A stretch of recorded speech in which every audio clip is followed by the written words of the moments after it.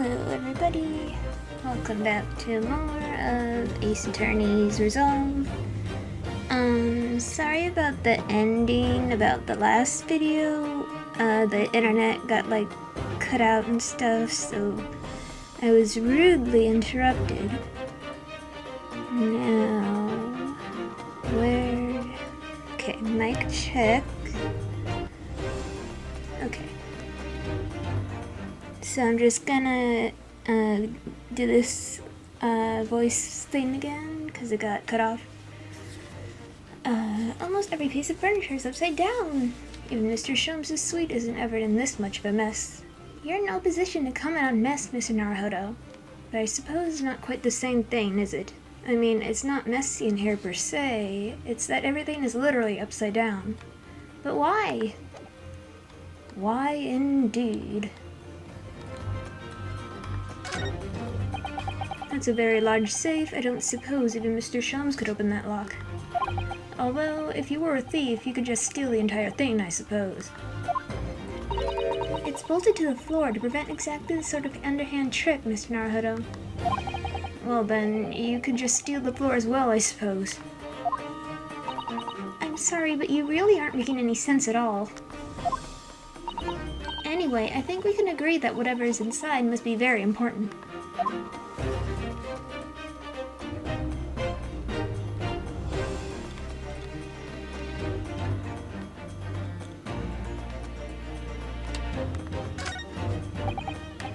Mr. Sholmes, have you found something?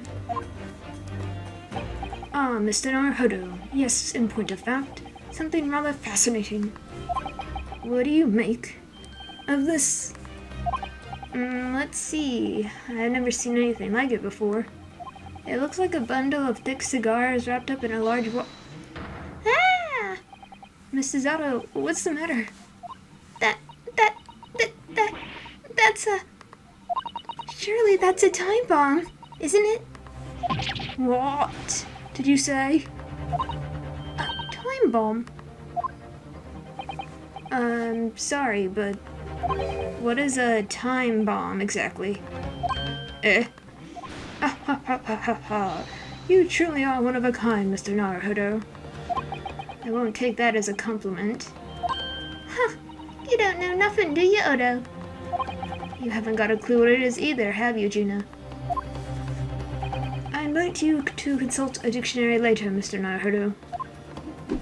But this particular specimen is no time bomb, though I confess it has a very similar appearance. Oh, well, thank goodness. But then, what is it? I see, so that's it. Goodness, Mr. Sholmes, have you seen to the heart of the matter? There are times when I consider my lot most unfair.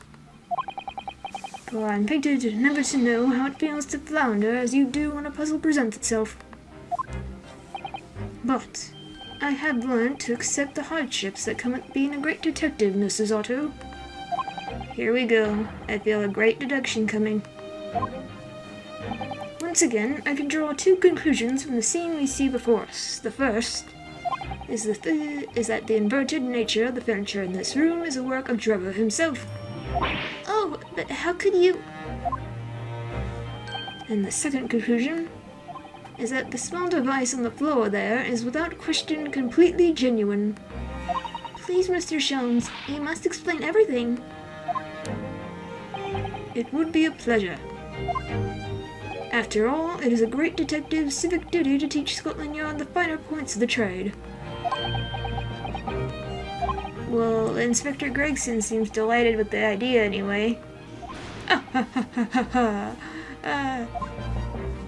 Oh, you deflected the inspector's glare with such fortitude there, Mr. Sholmes. Well done.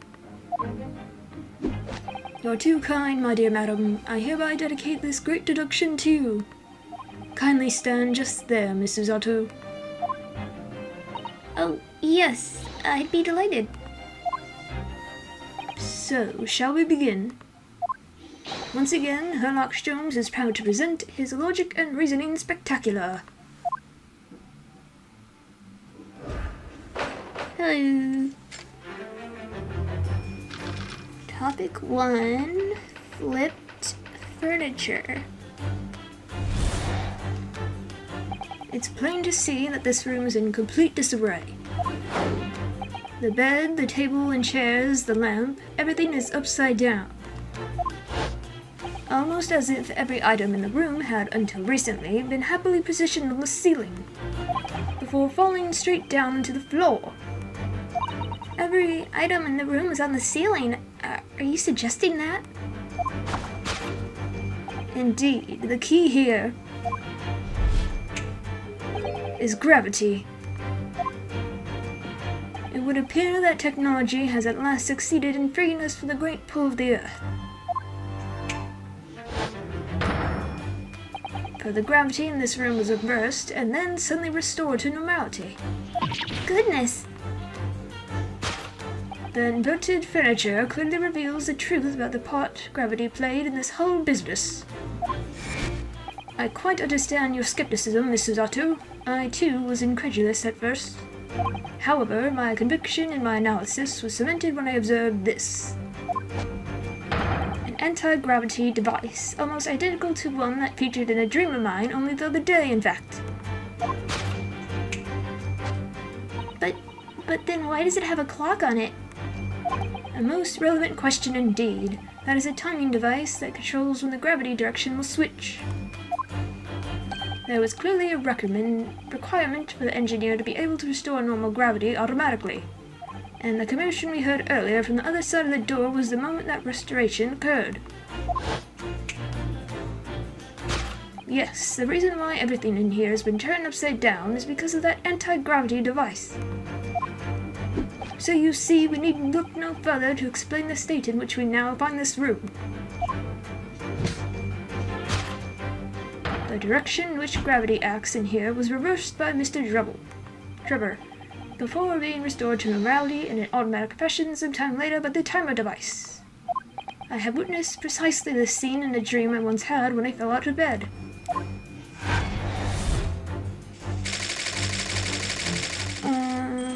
Because gravity was reversed. Topic 2, missing engineer.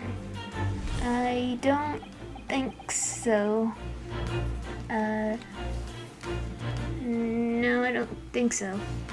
Now let us consider the next conundrum. What was our engineer friend saying? Indubitably, the greatest clue we have to explain his actions is above our heads.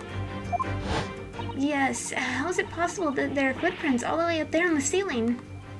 A question whose answer will lead us neatly to the truth, my dear madam. The reason there are footprints on the ceiling is because of the nearby skylight. Of course, Drebber's aim was singular, to escape. However, there is but one way into this room, excepting the skylight, that is. Ah.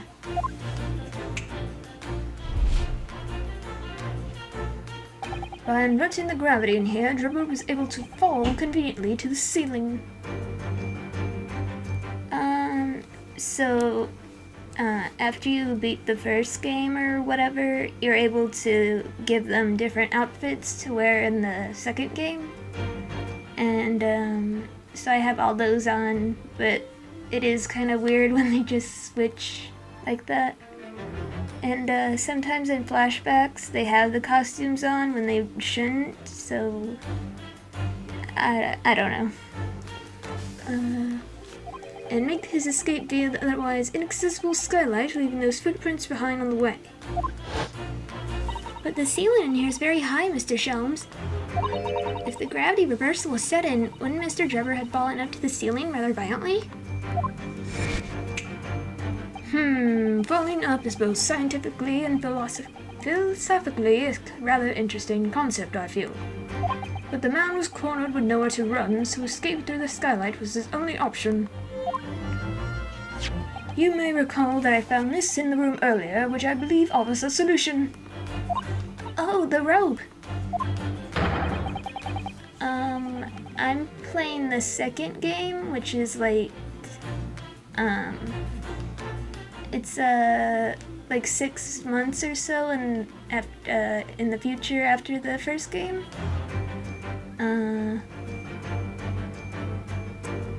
So time has passed, but, I don't know, the time is weird, because they're like,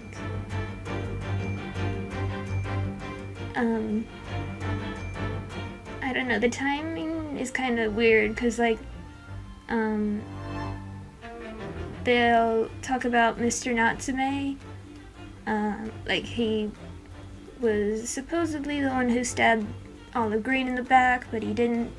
And then there was another case that he was involved in at that, like, around that time. I don't know how this all goes together, but something like that.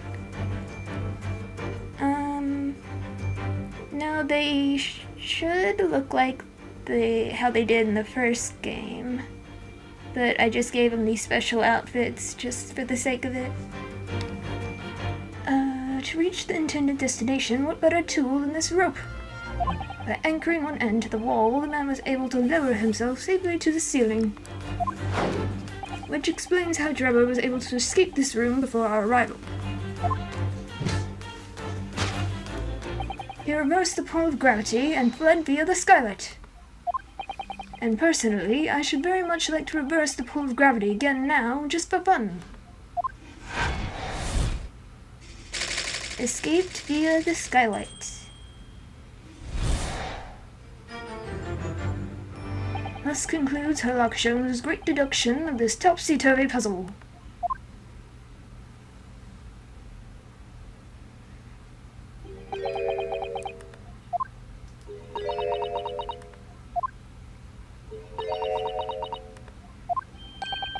She's completely spellbound. Mr. Sholmes, there's just one thing that troubles me. I would expect nothing less. You're destined to be troubled by just one thing for the rest of your life. The thing is such a thing actually possible? An anti-gravity device, I mean. I would say that with man's current scientific knowledge at the turn of the 20th century, it's no more possible than instantaneous kinesis.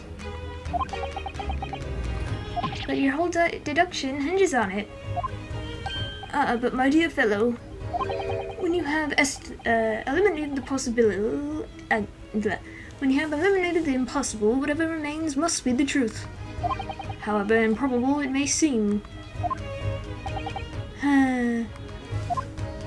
It's a marvelous line, wouldn't you agree? One of my more enduring pearls of wisdom. I had Iris come up with exact phrasing. My original was clumsy. Yes, I have a feeling I've read it in something that Mrs. Otto lent me once. Objection! Actually, there is one other thing, Mr. Sholmes. This spell's broken at last. The rope you found was on the floor, wasn't it? Indeed it was, in lonely coils near the wall. But if Mr. Drebber had used it to escape in the way you described, wouldn't it still be tied to the wall?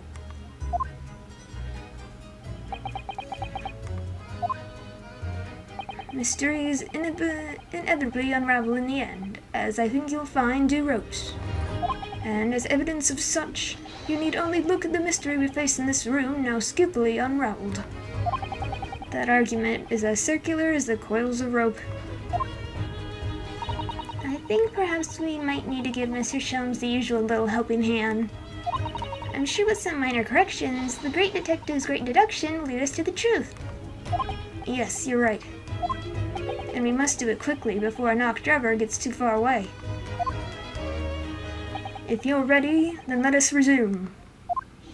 Herlock Sholmes, logic and reasoning spectacular!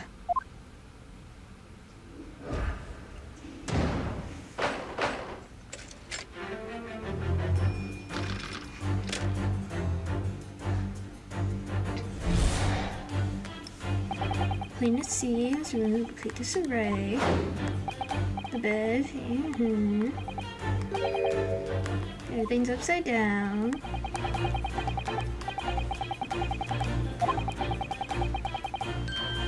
Falling. Every item on the ceiling. indeed. Key here. Gravity.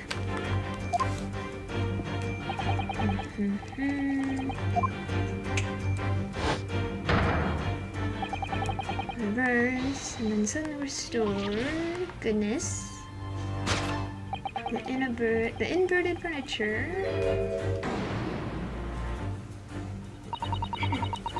So, like, their little portraits here, that's what they're supposed to look like, but I have like costumes on for them.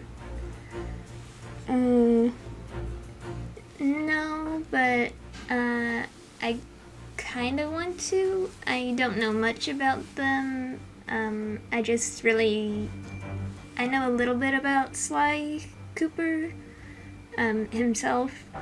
I think he looks really cool, so I'm like, oh, I'd like to play his games sometime. So maybe I'll play one on the channel or something. To think gravity could have been reversed in this very room. I find the whole idea utterly enthralling. Only Mr. Sholmes could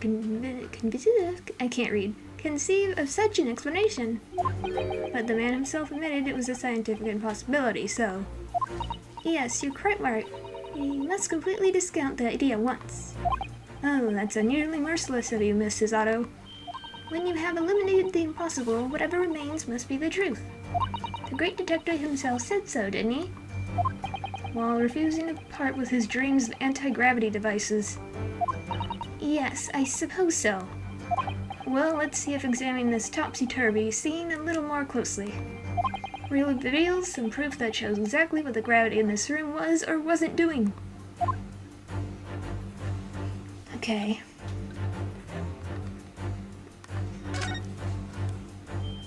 Well, I wasn't expecting to find a pretty bunch of flowers in here, that's for sure. Ah, look at that! I know, that slender little vase looks like it's about to topple at any moment, but the flowers are thriving. Somehow it makes you think of the fragility of life, wouldn't you say? To be honest, Mr. Naruhodo, something else about it made a rather deeper impression on me. It has to be the vase. It has to be. Take that!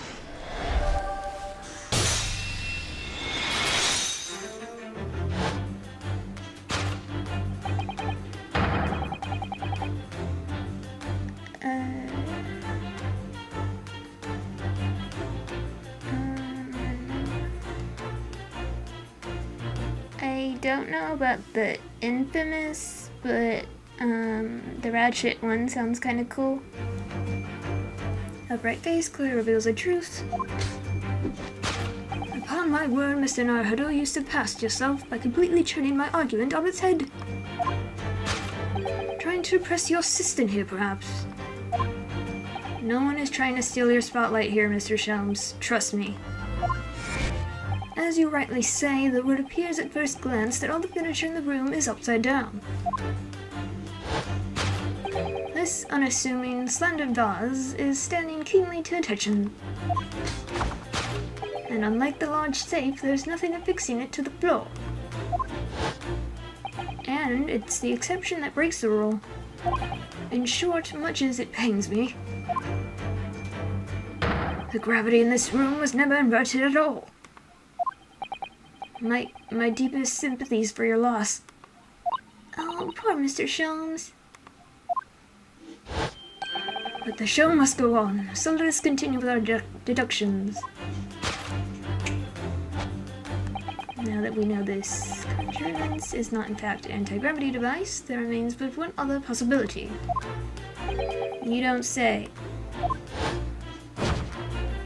Someone deliberately turned over every piece of furniture in here. Which might sound obvious, but leaves one mystery very much unsolved. Namely, why would anyone choose to do that? Quite, and naturally there's an explanation. Yes, the reason why everything here is upside down is because he's absolutely determined that this device must have something to do with it, isn't he? I'm afraid the lure of an exciting scientific explanation is too strong. Well, there's no doubt that somebody did this. Somebody turned all the furniture over. So whoever it was must have had a reason. I'm afraid nothing comes to mind at all, though. Well, let's look around and see if the answer presents itself. Okay, the reason everything is upside down... Look, there's something written on the underside of this armchair. Oh yes, safe 432582. Safe, as in safe and secure? As in secure lockable box, I think. Admittedly more likely. Well, there's a large safe bolted to the floor on the other side of the room, so yes. So you mean this number would let us open it? I wonder why it's written here, though. Take that!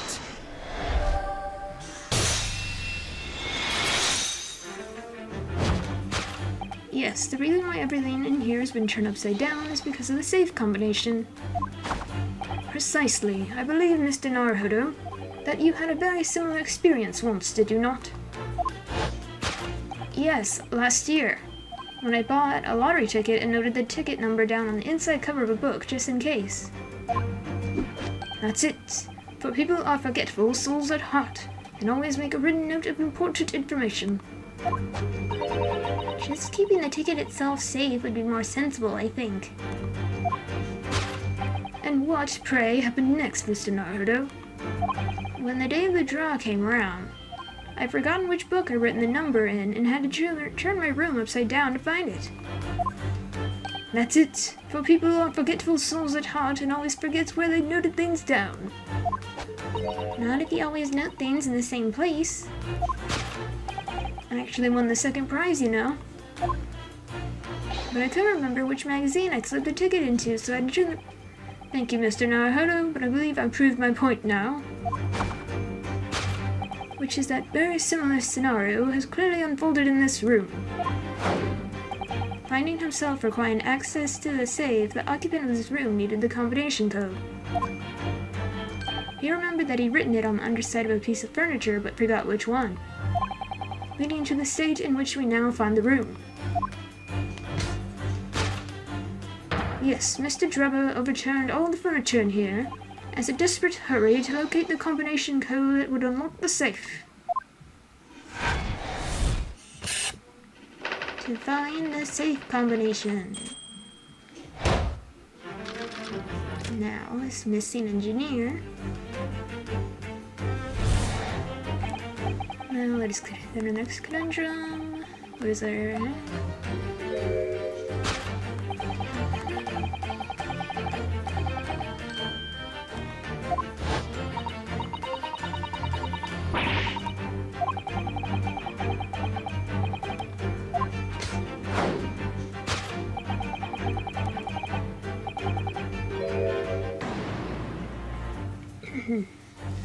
Well, if the change in the direction of gravity can explain it, then how did those footprints get there? Yes, I feel as though that particular mystery has just become even harder to solve. I can't think of any other way to explain it at all. Oh, life is so much simpler in those halcyon days when gravity could be reversed. It was minutes ago, and those halcyon days never existed in the first place. Well, I suppose we must simply put our faith in Mr. Sholmes and observe the area in more detail. Putting our faith in Mr. Sholmes is what gets us into these situations in the first place. Okay. He walked on the balloon! This is a gas balloon, isn't it? It's tiny, but it does seem to be a real balloon. I think you're able to, like, some kind of settings where you're like, I'm not interested in seeing this thing or whatever. Maybe you could do something with that? I don't know. Yes, I think you're right. I think it's helium that's keeping it up. A green gas balloon. Why does that seem to ring a bell with me? If you can see, there are footprints on this balloon too, look. Oh yes, surely that's a clue, isn't it? Though, what it tells us, I'm not sure.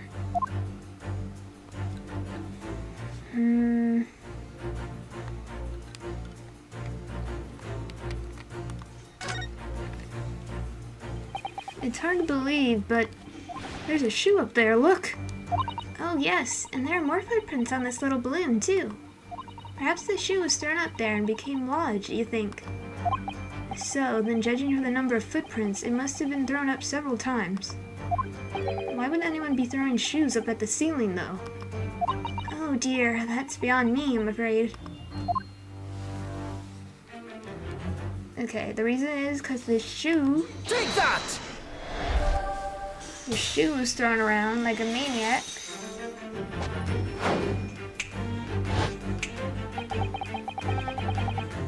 Yeah, that's understandable.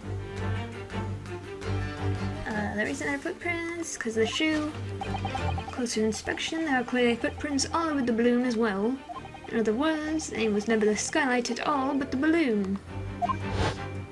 But for what purpose?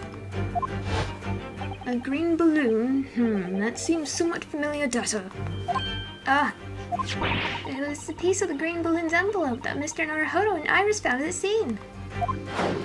And inside the green balloon that Master Gods claims he saw above the stage when the incident occurred was the second bird cage, the crux of the whole instantaneous kinesis deception.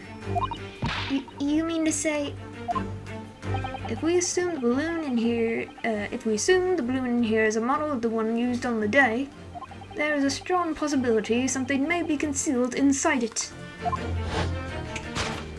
Something our absconder was desperate to retrieve before making a hasty getaway. But the balloon's out of reach. Hence why he resorted to a projectile, namely the shoe. Ah. Most probably, Drebber intended to tear a hole in the envelope by assailing it with the shoe.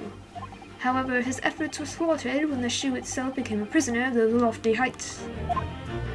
Oh dear, we desperately need to examine that balloon. If only there were some way we could see inside. You may recall that I found this in the room earlier, which I believe offers a solution. Oh, the rope! To reach the intended destination, what better tool than this rope? Mr. Shams has managed to bring the deduction back to the rope. Alright, I have to admit that was clever. So we just throw the rope up to the balloon and then pull it down to us on the ground.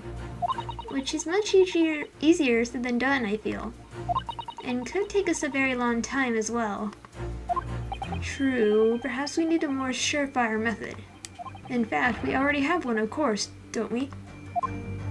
The crossbow? Do I want to break it, though?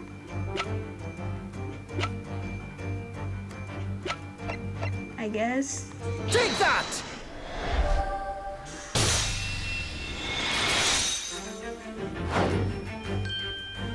To reach the intended destination, what better tool than this crossbow? It was found at the scene, in fact, and in all likelihood belongs to Mr. Drebber. If the man had only brought it away with him that day, he could have avoided losing his shoe at such a critical time as this.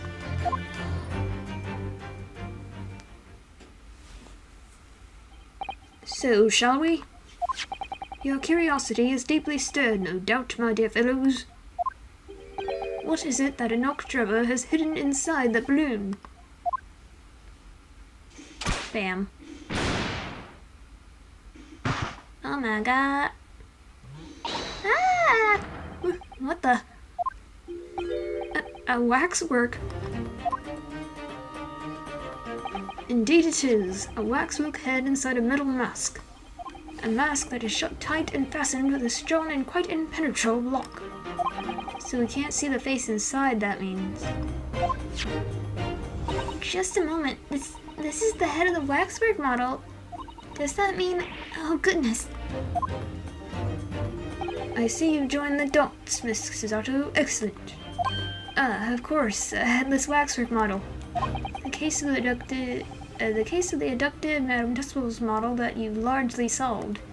It was only the head of the killer that was still missing. Indeed it was.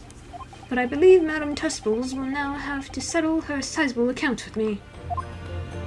This, as you have now surmised, is the head of the infamous professor. Yes. But why is it here? This conclusively confirms my suspicions. The man responsible for stealing the professor from Madame Tusfel's and returning it earlier today was none other than Enoch Drebber. This is incredible. Professor Harebrain's case and the waxwork abduction they're inextricably linked by Enoch Drebber's workshop.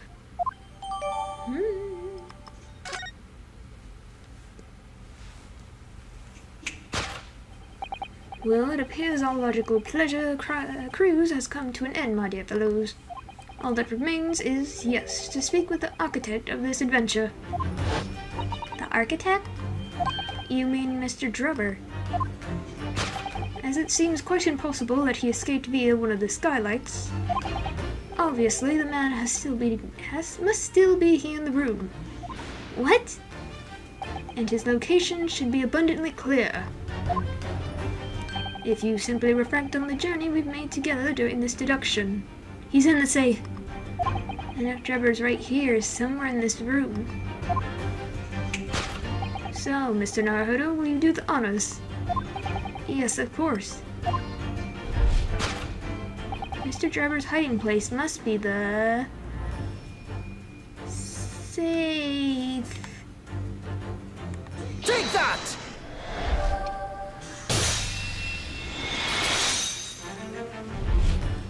Before we gain access to this back room, we heard noises from here, which tells us that the engineer was still in the building at that point in time.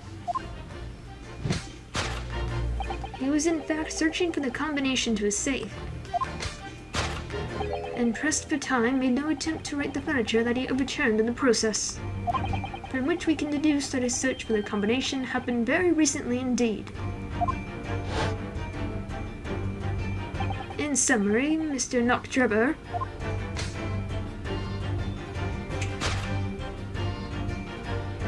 is at this very moment inside the safe. This concludes Herlock Sholmes' great deduction of this topsy-turvy puzzle.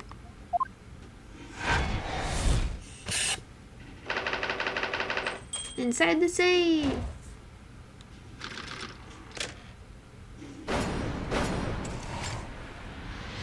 Yay!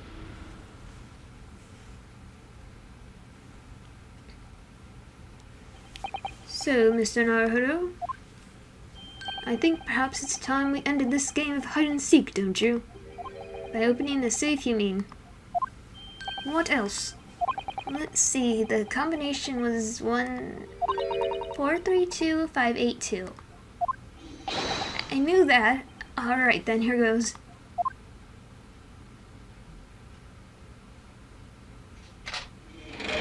Hello? You found me.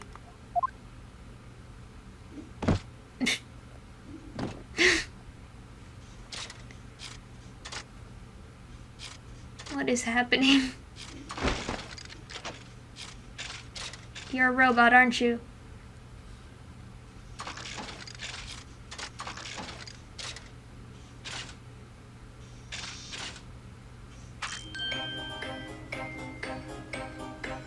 Okay.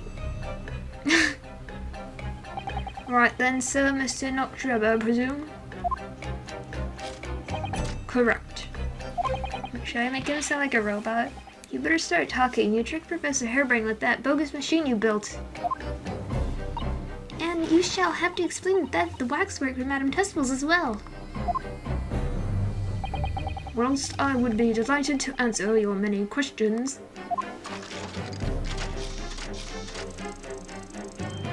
personally, I would advise that you deactivate my little parcel first.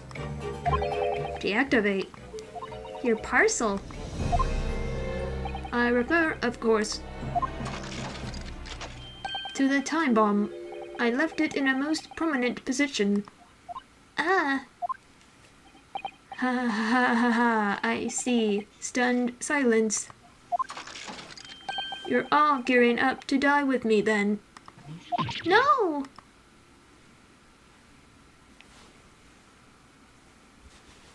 Mr. Sholmes, with only 7 seconds to spare. I was too close for comfort. I've got one foot in the grave already. Are you trying to help get us killed? Mr. Sholmes' deductions can be completely life-altering, can't they? Well, my dear fellows, that was a close shave. The resemblance to an anti-gravity device is really quite startling, I must say. Anti-gravity devices don't exist. I wouldn't push it, Mr. Sholmes.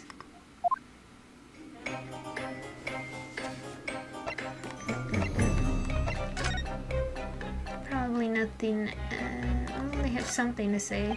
Still can't believe we were nearly blown up. What was that sideways glance in aid of, Mr. Naruto? I thought that deducing meaning from the movement of people's eyes was your specialty, Mr. Sholmes. Never mind that now. Let's see what Mr. Drebber has to say for himself.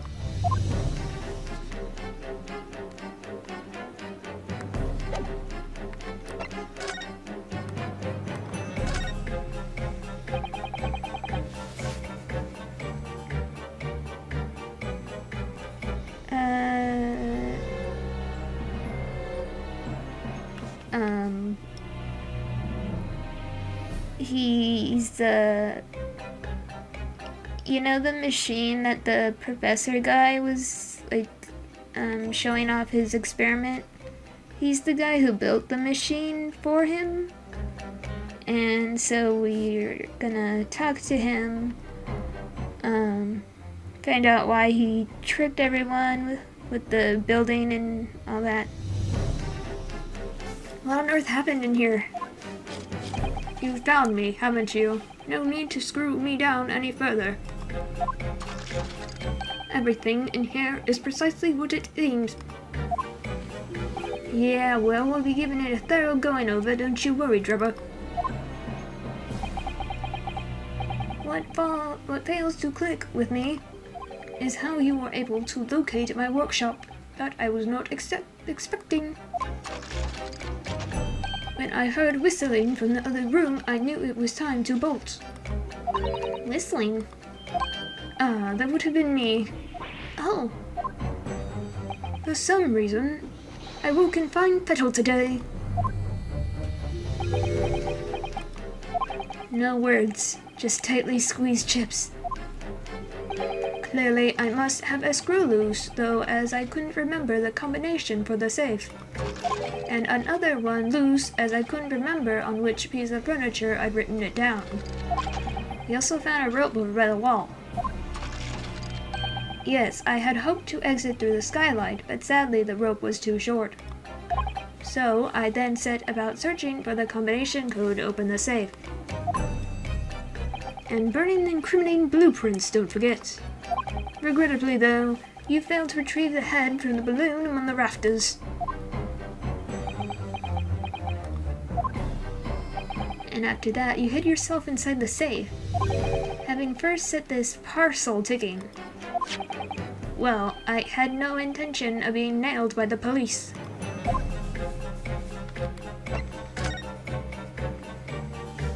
Got a death wish, have ya? Hiding right beside a ticking time bomb. Please, why do you suppose I chose to hide inside the safe? It's no ordinary safe. It's specially designed. A dynamite explosion wouldn't leave a scratch on it. So in fact, the safe was the only safe place. Precisely. But once you climb inside, you wouldn't have been able to get out again. I invite you to look more closely. The safe is fitted with a handle on the inside to allow the door to be unlocked from within. Ah, so it is. I had always intended to blow this place to smithers in any case. I just wasn't expecting uninvited guests to come along and screw up my plans. Do you mean to say you were planning to blow us all up? No, that was unforeseen. What do you mean? Most people run, you see, when they see a ticking time bomb at their feet. I calculated the time required for retreat to a safe distance and set the device accordingly. But your seemingly endless discourse in here threw a spanner in the works.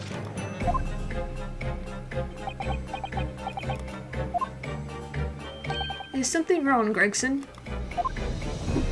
Do I have something on my face, besides the usual eyes, ears, nose, and mouth?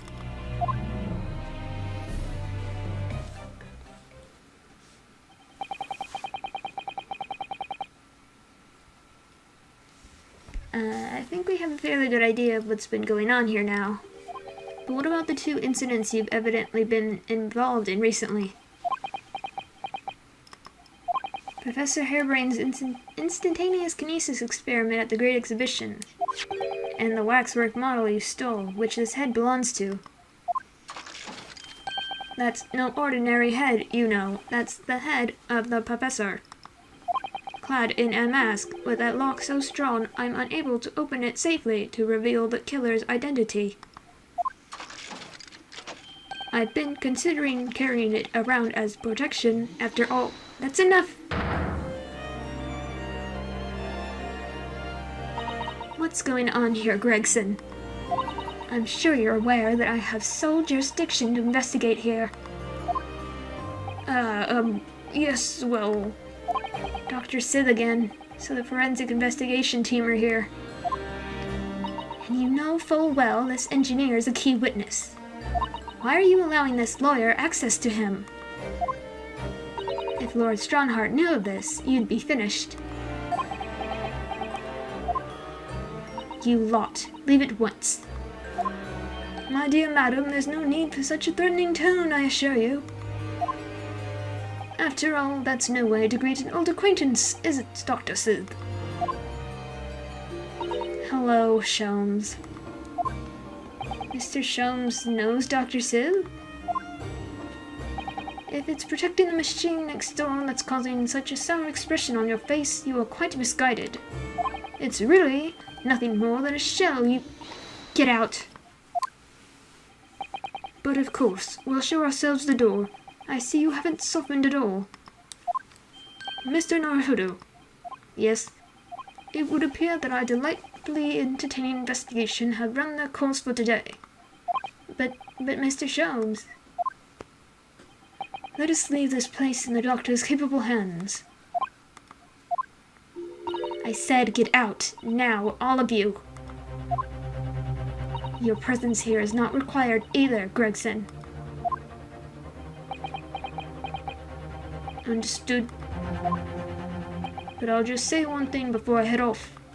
If it wasn't for this lawyer and his companions, we'd never have found this place, and the whole workshop would have been blown to bits. There was a time bomb sitting here that this lot disarmed. Inspector.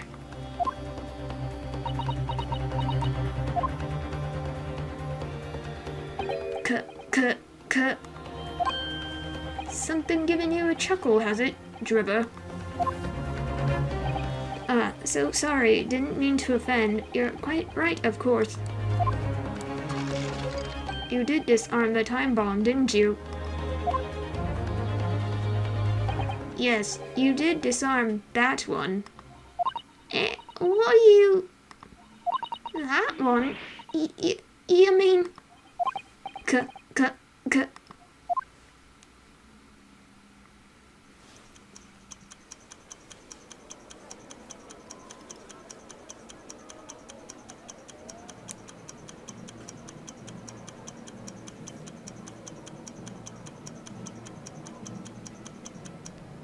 Kaboom!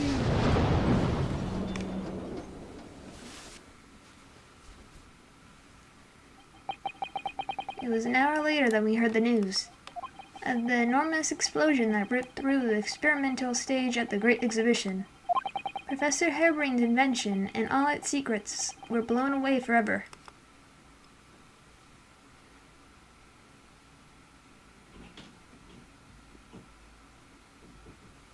That's cool.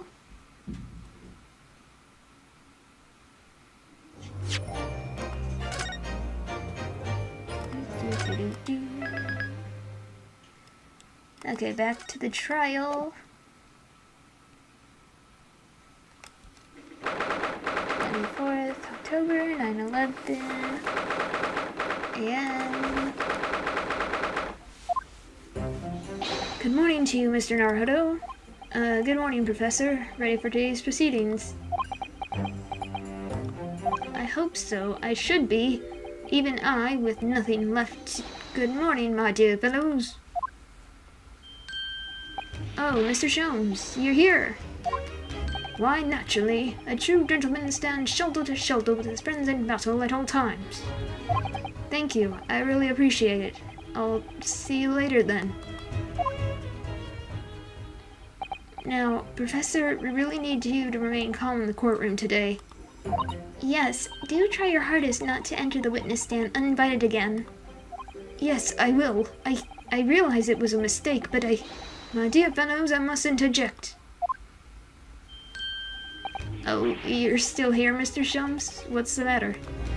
Surely you've overlooked some praise, have you not, to be cast in my direction, Sorry, I don't follow. Must I spell it out? I, the great Sherlock Sholmes, the greatest detective of worldwide acclamation, arouse at some ungodly hour to be here now, first thing in the morning, a miracle, you must agree. Well, if I must agree, then... As you know, my sleep is quite impenetrable. Iris had to employ her full gamut of tactics. She pulled the covers off, shook me, poked both cheeks, punched me, and kicked me from my bed. Then she poured a boiling cup of her latest experimental blend on my face, and at last I was bestirred. Oh my, Iris had been busy. Iris doesn't have it in her to go that far. She's too nice. I sense the spirit of a fellow scientist, one who relishes the infinite possibilities of blending tea. I'm the one worthy of praise here, not Iris. This is my victory. Sorry to cut in. Oh, Inspector Gregson, good morning. Gregson, my dear fellow, why the grim expression at this delightfully early hour? Oh, I don't know. Maybe because I've been confronted with a grim expression, eh? Dear me, are you going to take that insult lying down, Professor? What? What? I don't know. Poor Professor. Anyway, here's the paperwork you asked for. What paperwork? Ah, I took the liberty of requesting it yesterday. I have a feeling it may prove useful. You wouldn't believe the hoops I had to jump through to get this brought out of the archives. It's the professor's autopsy report. That mass murderers? Who killed 5 members of the aristocracy? He was found guilty in a closed trial 10 years ago now. It was all done under wraps. And he was quickly executed soon after the trial. That's all I hear. Okay. I don't know what to say. Thank you, Inspector. Yes, much obliged, Gregson. Us lowly lot of the yard are just doing what we can, in the shadow of the great Detective Sholmes, of course.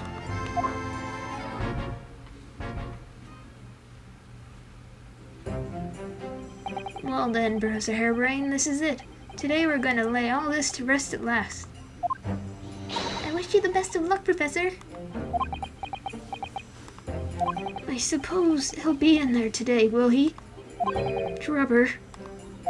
Yes, we expect the prosecution to summon him as a witness. I'm still amazed that you managed to find him in just one day. I really owe you both so much. Counsel and the defendant, the trial's about to resume. Go to the courtroom. This is it then, the final chapter. Funny, my heart's racing a little. I have not felt this before, actually. This strange foreboding. As if something's going to happen in this trial that I'm not ready for. But I can't let that distract me from the only thing that really matters. Finding the truth.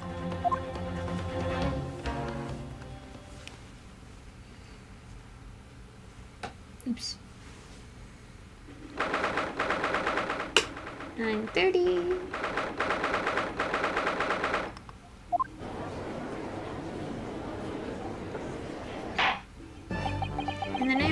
Majesty, the Queen, I hereby declare this court to be in session again. To resume the public hearing of Albert Harebrain, here present, who stands accused of murder. Are the counsels for the prosecution and defense ready to proceed? The prosecution is ready, my lord. The defense is ready, my lord. As promised, Lord Van Zieks has his apprentice with him, his apprentice with memory loss.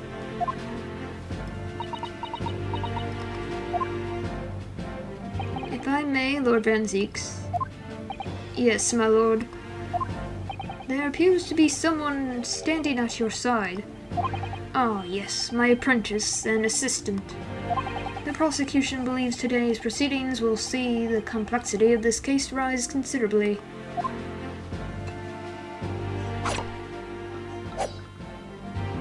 I therefore instructed my assistant to attend to ensure the smooth running of the trial. I wonder what's gonna happen when he, throws his bottle. Is he gonna, slice it open or just catch it or what? And the smooth running of liquid refreshments by the look of it. The way he holds himself, the way he moves. It couldn't be anyone else. But he's still suffering from amnesia, so there's really nothing we can do at the moment. I know, but oh, this is so very hard.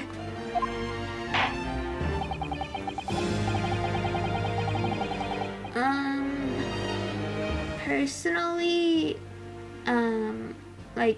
if I'm, say I go to, a convention and people are dressed up like that, and, when they're next to me, say, personally, I'm really scared of them. I don't want to touch them or anything.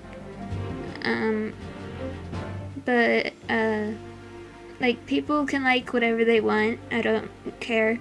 Just please don't touch me. Some of the outfits I've seen are pretty cool, but again, don't get near me, please. It would appear the prosecution has done a fine job in responding to the demands of the court made yesterday. I understand you have successfully secured the engineer who disappeared from the room on the day in question. Yes, my lord, I intend to call him as a witness shortly. Very good, very good. Now then, ladies and gentlemen of the jury, who have been chosen at random to represent the will of the people in this courtroom today, are you ready and willing to proceed? Of course, my lord. I'm sure we all understand the importance of doing our civic duty. I do so despise deception and deceit. I find it so very wearing. To take a man's life with a conjuring trick, it is against the magician's code, not to mention the law. Any fake scientist should feel the wrath of God, if you ask me. We have to listen to what said on both sides of the fence, and, then settle on one. That's it, isn't it? Wasn't like this in my day. Wasn't like this at all. If all parties are ready to proceed, you may begin, Lord Van Zieks. Before I do, my lord, there is a report I must read to the court. Yesterday, at the Great Exhibition Grounds, the evidence of primary importance in this case. The super-high voltage instantaneous kinesis machine, which was installed on the experimentation stage, was deliberately destroyed in an explosion effected by an unknown person or persons. It was what? An explosion? This is an outrage.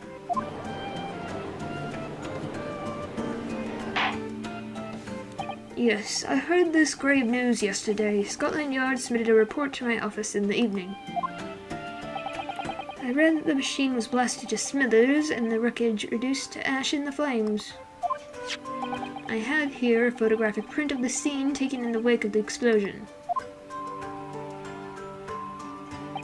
It shows what little remains of the machine.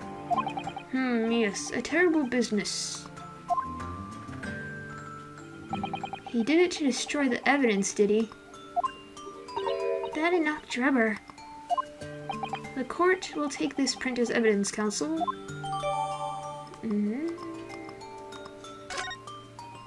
Okay. Late yesterday afternoon, the protection afforded to the machine by the Special Dispensation for Scientific Equipment Act was revoked. However, before a thorough investigation could begin, the invention was obliterated from existence. As such, this will become a very different trial.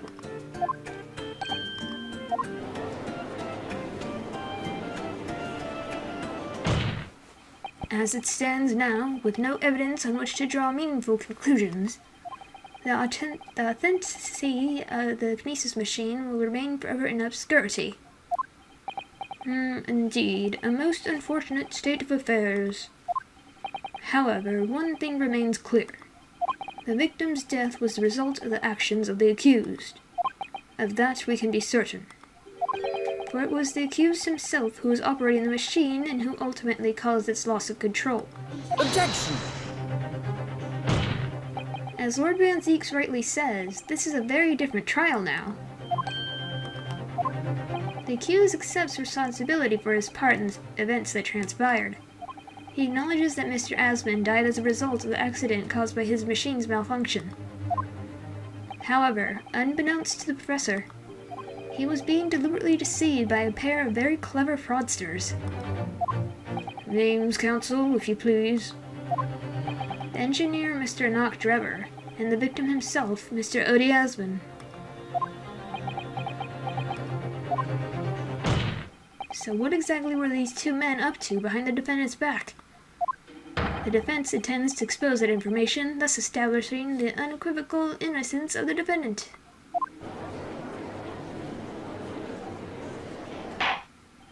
Thank you, counsels. The positions of the prosecution and defense have been clearly stated. Lord Van Zeeks, summon your first witness, please. At once, my lord. The prosecution calls the engineer, Mr. Nock Drebber, to the stand.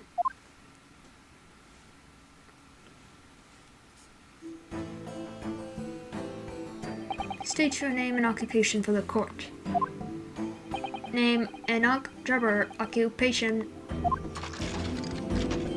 Hard to pin down, I would say. See that black monocle? Yes, why do I feel as though I've seen it somewhere before? Oh, you too. I had exactly the same feeling myself. Your file indicates that you are currently being investigated in connection with another case. It's the theft of a waxwork model, is it? A most extraordinary sounding business. But that has no bearing on this trial, I assure you. Cleave it from your mind. You're familiar with the public experiment carried out at the Great Exhibition some days ago. The accused super high voltage instantaneous kinesis demonstration. Yes, you could say that. I am aware of it. There was a terrible accident, wasn't there? It was you, Mr. Drebber, who constructed the vast machine used in the experiment. And so our investigations indicate. Can you confirm your involvement?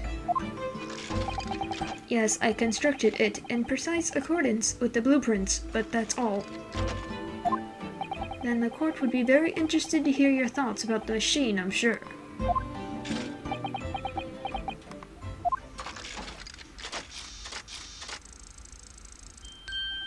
An amazing device, if you ask me. The pinnacle of modern science, making instantaneous kinesis a reality at last. What? Good gracious. Do you mean to say that the experiment was bona fide? Is that your belief, sir? Yes, that is very much my belief. Such a waste that it blew up. Boy, you're the... Objection!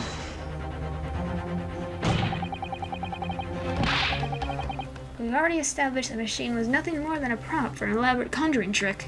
Objection! You've established nothing of the sort.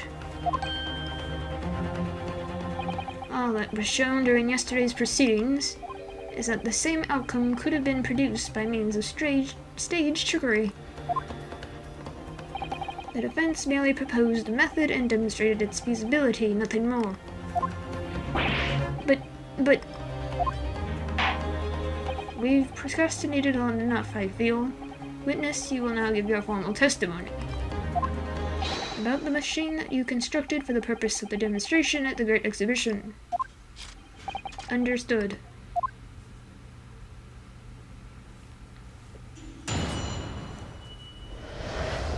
Kinesis machine. Okay, before I get into this, I'm gonna look at the evidence real quick. Okay. There's the hole the guy fell through, supposedly. Killer autopsy, condemned professor, redacted, gotcha, further. Death by hanging confirmed at midnight, 17th of June. Courtney Stevens. Waxwork.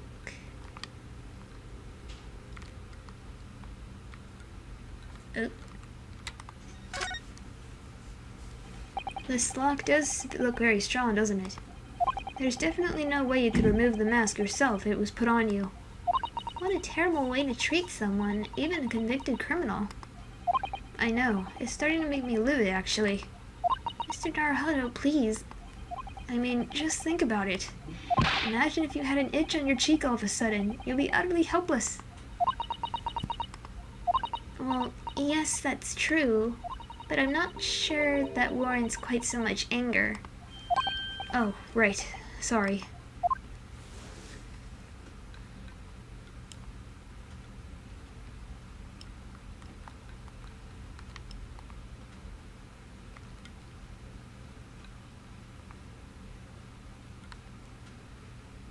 Okay, nothing else.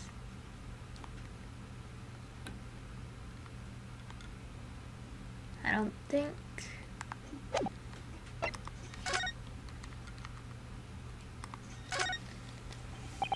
There's a little metal plaque here, look. Fostering burgeoning talent for the future of scientific discovery. It seems rather ironic, doesn't it? But clearly Mr. Drebber really was a very talented scientist.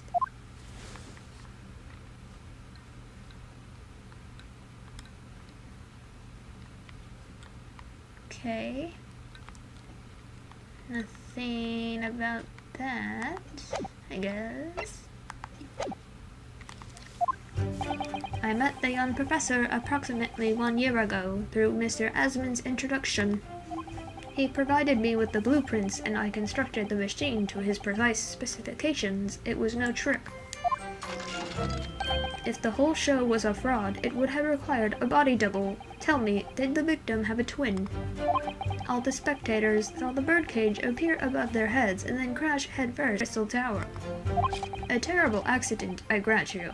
Perhaps the science on which the machine was built was flawed somehow.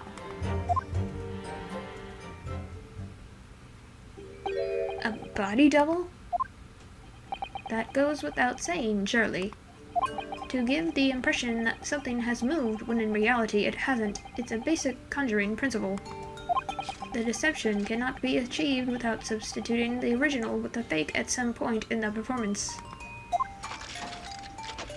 But would I be right in saying you haven't managed to establish anything along those lines? Ugh.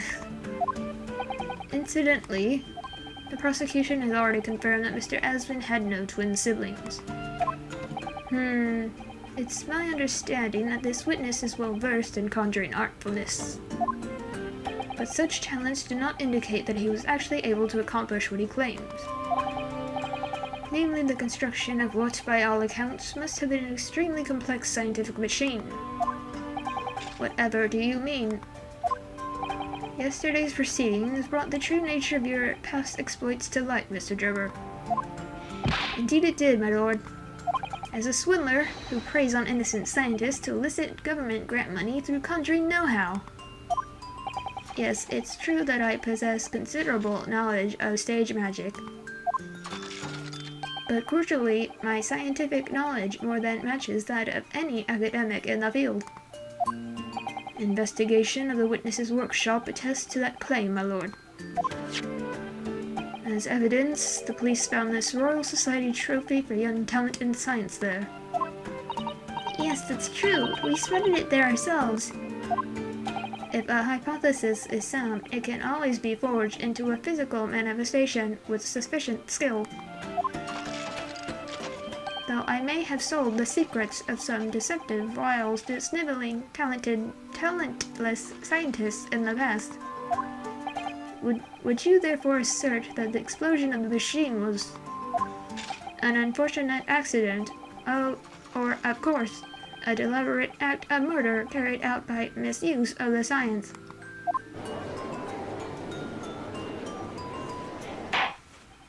Counsel for the defense, your cross-examination, please.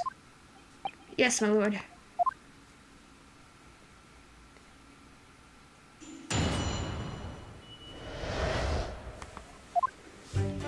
I met the young professor approximately. Provided me with the blueprints and the constructed machine is present.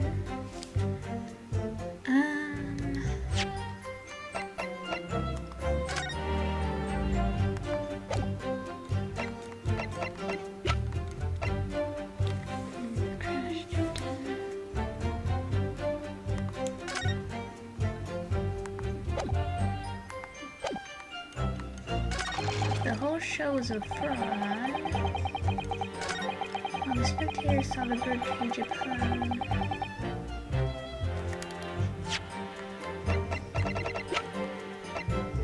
Crashed down to the victim's side. Accident.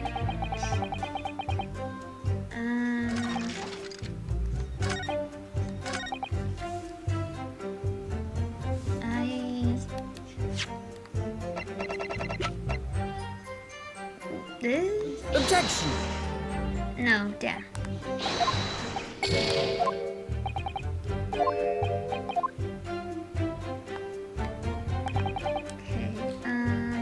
Hold it!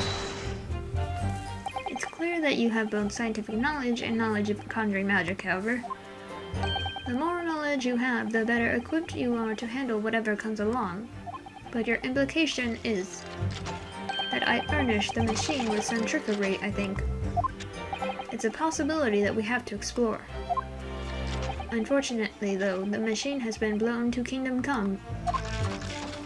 So there's really nothing left to explore, is there? It appears that the kinesis machine was fitted with a timed explosive device of some kind. And there's nothing left of that device either, not a single shred of evidence remaining, I hear. He must have planned all this from the outset. But in any case, it's abundantly clear that the experiment couldn't have been a trick. Maybe I showed the sketch.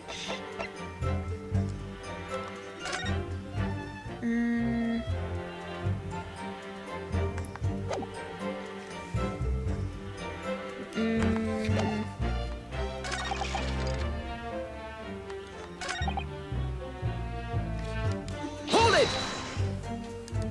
It crashed head first, you say? According to okay. According to the many witness reports from those there at the time, yes. Were you not there at the exhibition grounds on the day?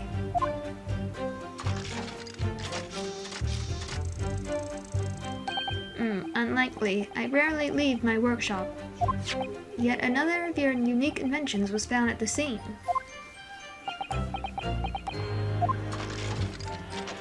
Well, it was the unveiling of a machine I'd labored over for many months.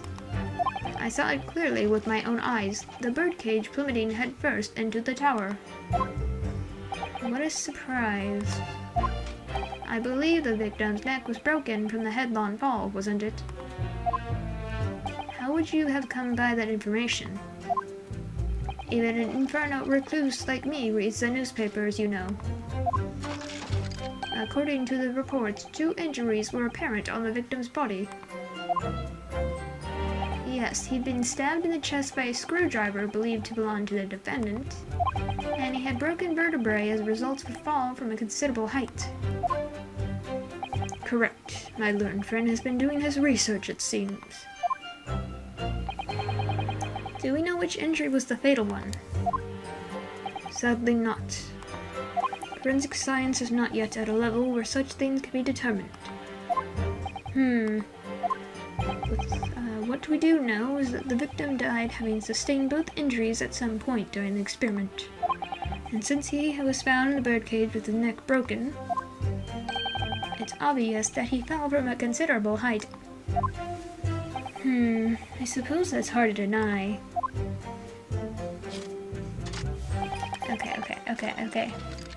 Okay, head first. But there's damage here. Objection! We've examined the birdcage that crashed into the crystal tower ourselves. As you can see, the cage, which is a wooden construction, has sustained damage in one particular spot.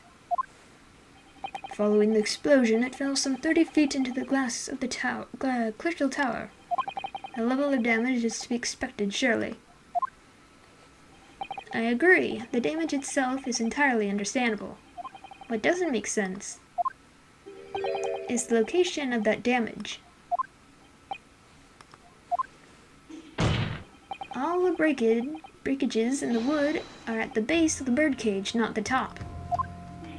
What are you saying? That's the opposite of where they should be. That's right, my lord. The birdcage that was at the scene is damaged at its base. So we have reports of the birdcage falling headlong into the crystal tower, yet the damage is at the bottom. The only way to reconcile these two facts is to accept that there were two birdcages in play that day, which were at some point switched. Switched during what wasn't a scientific experiment at all, but an elaborate piece of stage trickery. Good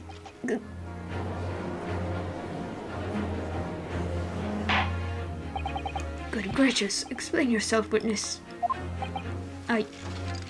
Well, if we examine the facts, there's only one logical conclusion we can draw. The damage on the base of the birdcage clearly indicates that it crashed tail first into the tower. Objection! but multiple witnesses' reports claimed it fell head first. The birdcage materialized in the sky next to a balloon flying over the stage following a spontaneous explosion, at an altitude of some 60 feet above ground level, which is approximately 18 meters. It then proceeded to fall some 30 feet into the crystal tower and the ensuing deflagration. Witness reports amid such chaos are notoriously unreliable.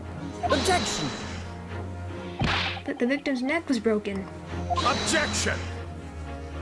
He plummeted 30 feet inside a heavy wooden cage. However he fell, it would be unsurprising to find one or two of his vertebrae crushed.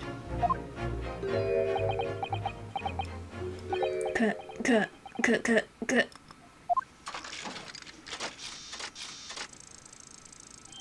A riveting scientific analysis of events from the prosecution there. Though to be even more rigorous, you would have to say it was only one vertebra, actually. He wasn't quiet for long. I find it hard to see what's motivating Lord Van Zieks.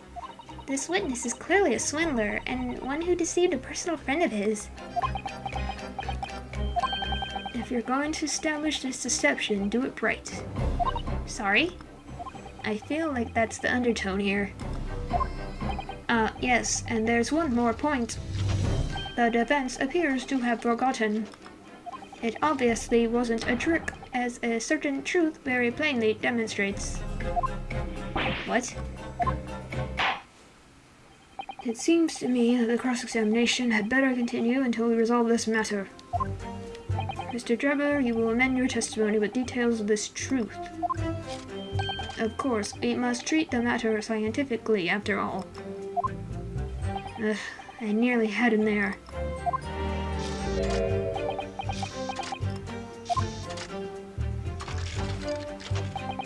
The kinesis clearly took place because there's nowhere else 30 feet... the balloon? Do I press him or just give him the balloon? What do you mean? Well, before the demonstration began, the victim was alive on stage in front of the audience. Yes, there are lots of witnesses who saw Mr. Asman on the experimentation stage, that's true.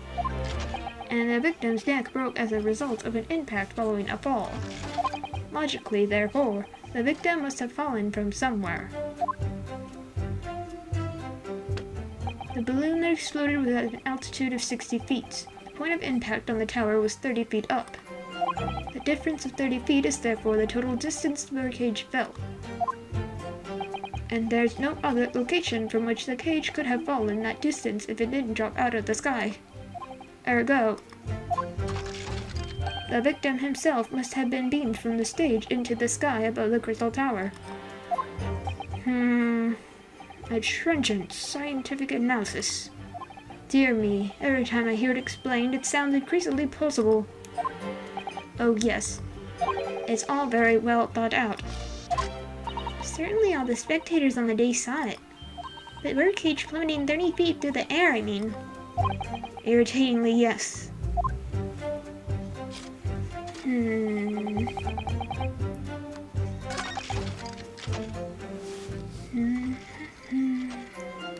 Something about the balloon. Not that one. Okay, yeah, this balloon is like right where the tower is, I think. So I show this one? Objection! Damn it.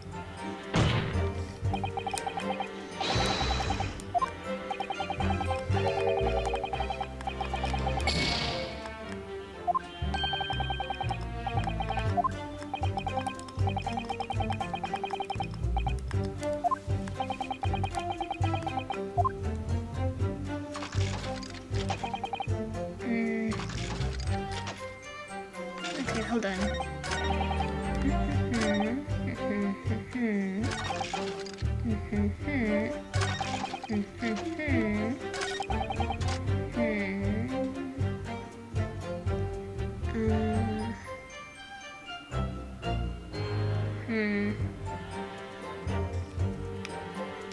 Hold it! So you understood the science, did you? Not in the slightest. Oh, right. As I've said a number of times, I'm an engineer. My job is to manufacture according to the blueprints I'm given. I would be imitating manifold problems if I foolishly allowed my brain to digest the ideas behind them. I could be accused of stealing those ideas, for example. But how is it possible to construct a machine without really understanding the principles it relies on?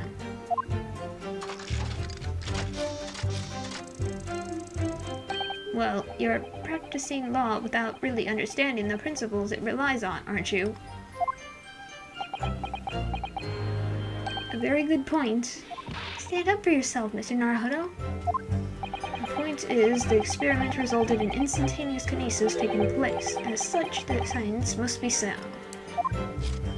Yes, and really, experimental results are all that matters when it comes to proving a hypothesis. He's certainly very sure of himself. What do you think, Mr. Naruhodo? Well, now that the machine has been completely destroyed by yesterday's explosion, it's gonna be impossible to argue its authenticity one way or the other. But if we're unable to establish that it was a piece of stage trickery rather than genuine science, we'll have no grounds on which to demonstrate Professor Harebrain's innocence. Both Mr. Aspen and this man in the stand tricked the professor and used him. They took advantage of his naivety and his unbending belief in his work, and I won't let him get away with it. And seeing as the professor is an old friend of Lord Van Zeek's, what on earth must he be feeling towards Drebber?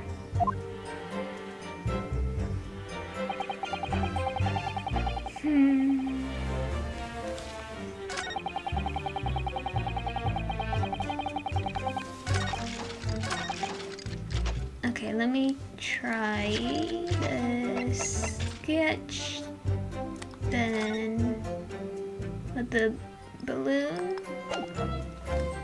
Objection! Because apparently they won't accept the other balloon. This is a diagram of the experimentation stage and its surroundings.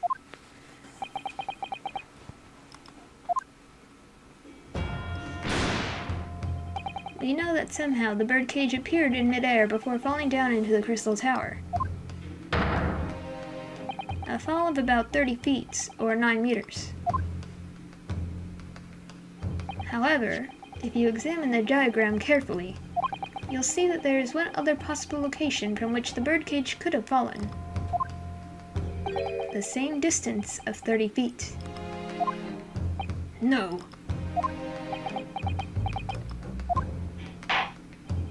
Well, it appears the defense has a possible explanation to put forward.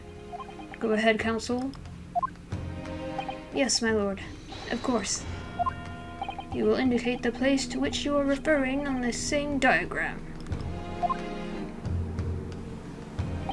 Alternative location from which the birdcage could possibly have fallen the requisite 30 feet.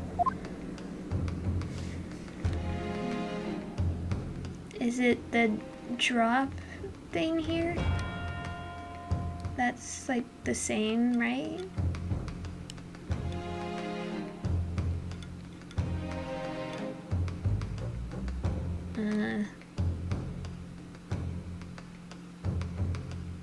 Do I hit the bottom, or alternative location where the birdcage could possibly have fallen? So, like here?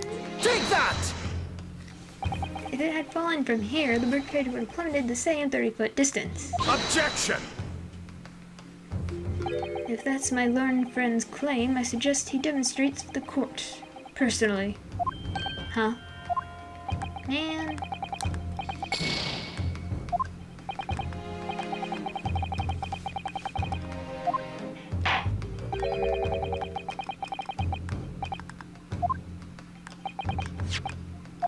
Okay, hold on a second.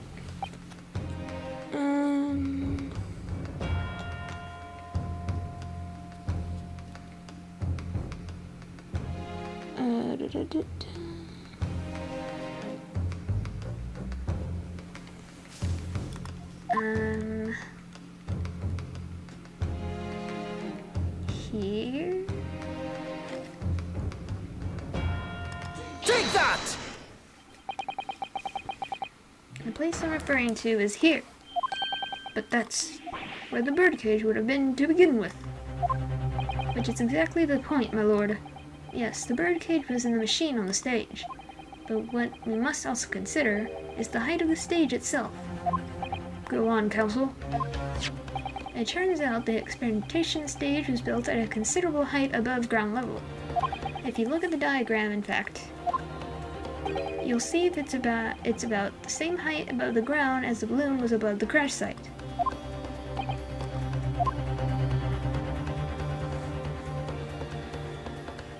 When the experiment got underway, the machine and the birdcage were engulfed in steam.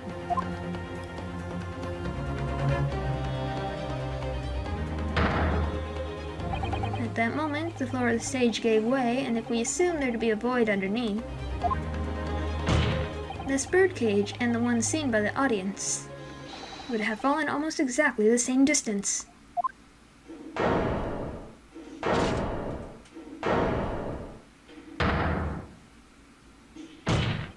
Once again, my lord, this all points to the fact that there was not one birdcage, but two. Objection! My learned friend has no evidence that the stage had such a contrivance in its design. Someone is responsible for the criminal destruction of the kinesis machine itself, it's true. However, the stage still stands. And take a moment to look at the photographic print of the scene following yesterday's explosion. Good lord, the metal grill that formed the floor of the machine is undone! Yes, most likely blown open by the force of the explosion that destroyed the rest of the machine. The defense calls for the space below the stage to be investigated immediately.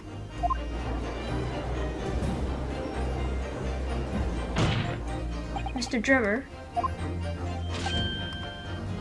it was you who built the kinesis machine, which means that it was you who built the two bird cages that were used to carry out this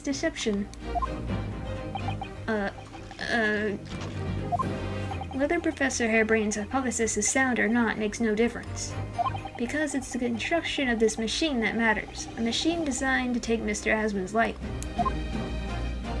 and lay the blame firmly at the professor's door, something that could only have been carried out by you, Mr. Knockjubber. Grr.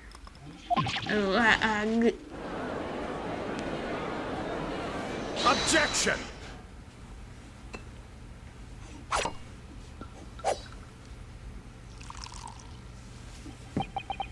If my learned friend has reached the end of his wild assertions, the prosecution would like to crush the defense's arguments slowly, but surely. What? Your argument fails to hold water. On 2 counts. 2. Firstly, before and after the experiment, this witness went nowhere near the kinesis machine. And every relevant member of staff from the exhibition has attested to that. And I believe members of Scotland Yard have also been on watch duty at every public experiment. In other words, Mr. Drebber had no opportunity to switch the alleged pair of bird cages. Objection! But I've already explained why he wouldn't have needed to. A nonsense with the crossbow. That doesn't bolster your case at all. The man who disappeared from the stage and the man who crashed into that tower are one and the same. The forensic investigation team's report is unequivocal on that point. Ugh. And the second flaw in your assertion is a distinct lack of motive. Why would this man have wanted to take the victim's life? He had no reason to do so. A motive? Do I have to think of everything myself? I have here a contract provided by the witness. What contract is this, Lord Van Zieks? The contract into which Mr. Drebber entered with the victim, Mr. Asmon, it reads, Mr. Drebber is to receive 30% of all remunerations from government grants or other income. 30%, certainly very favorable contractual conditions. But there was one very important provision bolted into that clause. What provision? Mr. Drebber may only uphold this right on condition that both contracting parties are alive. In other words, if either of us were to die, the contract would become null and void. So you see, I had nothing to gain from Mr. Asmon's death. The diametric opposite, in fact.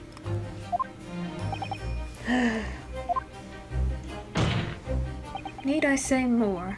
The witness had neither an opportunity nor a reason to commit the alleged crime. In short, the possibility of Mr. Drebber having done as you suggest is nil.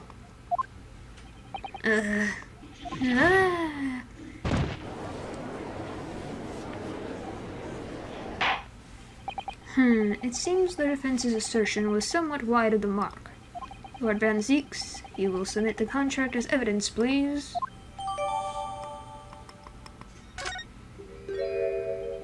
It's true. If Drebber had no opportunity to switch the birdcage into the stage with the one in the Crystal Tower, he couldn't have done it. And in any case, I have no idea what his motive might have been. There's one aspect of your argument that still holds true, however. There were 2 bird cages. The prosecution is unable to deny that. So I'm sure you're on the right lines, Mr. Naruhodo. And I've no doubt there are other aspects of your assertion that are undeniable truths, too. Well, it would seem that defense has no rejoinder to offer.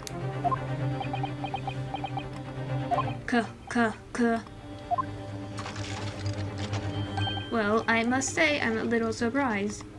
I came here to testify about the machine I built, and instead my reputation is defiled. But the prosecution's counter has set the record straight, I think. It's impossible that I'm the culprit. Objection!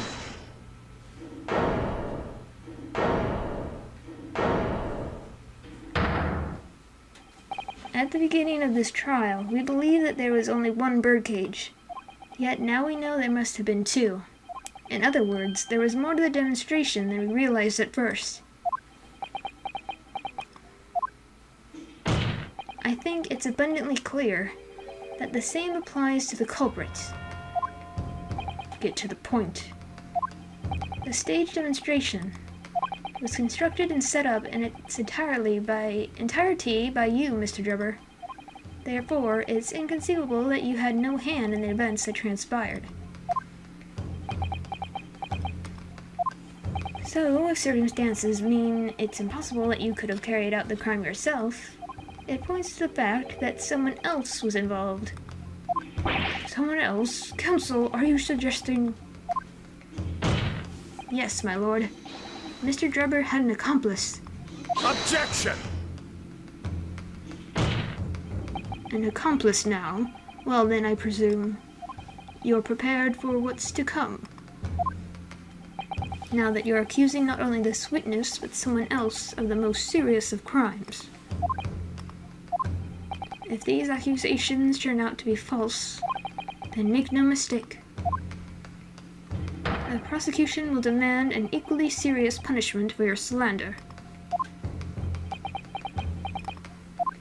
Well, counsel, do you intend to pursue this course and formally accuse another party of involvement in this matter? What do I do here? At the moment, this is little more than a hunch on my part. I don't know for sure if Drebber had an accomplice, or even if he really is the culprit here. One way or another, though, I have to make my position clear as a lawyer. So what's my stance gonna be? Did Drebber have an accomplice, or not? Well, I would assume I have to name him or her.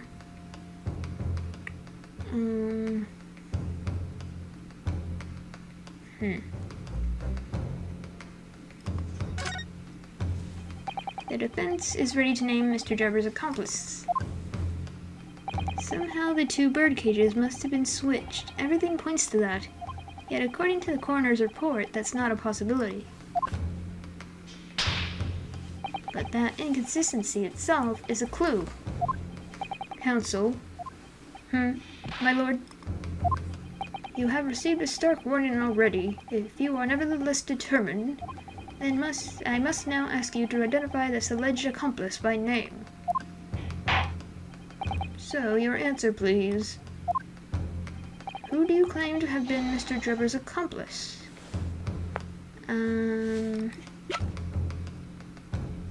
Mr. Asnan?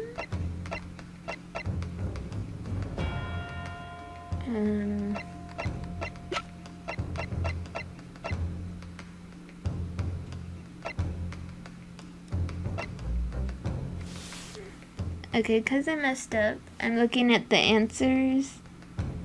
And I'm supposed to show her for some reason. Take that! The name of the person in question is...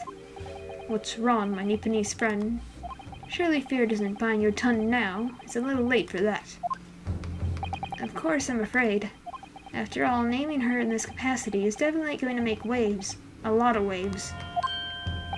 I could very well turn every single person in the courtroom against me. I'm sure it'll be alright, Mr. Naruhodo. Thank you, Mrs. Otto. The enemy always appears larger than life, but you'll appear exactly the same to the enemy. Alright then, here goes. You've kept us waiting long enough. Your answer, counsel, now.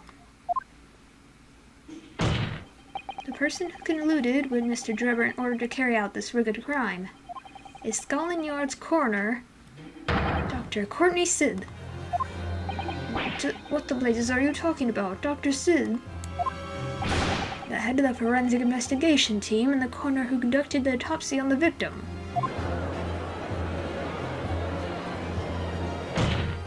We know there were two bird cages, so who could have carried out the switch to complete the illusion? The accident happened in front of a huge crowd of spectators, and the area was immediately sealed off. Then everyone, police officers included, were banished to make way for the forensic investigation team. Okay. When else could the switch have occurred? It could only have been in the team's presence. It's essential that the court determines exactly what happened following the incident. The defense demands that Dr. Sid be summoned to the witness stand at once to testify.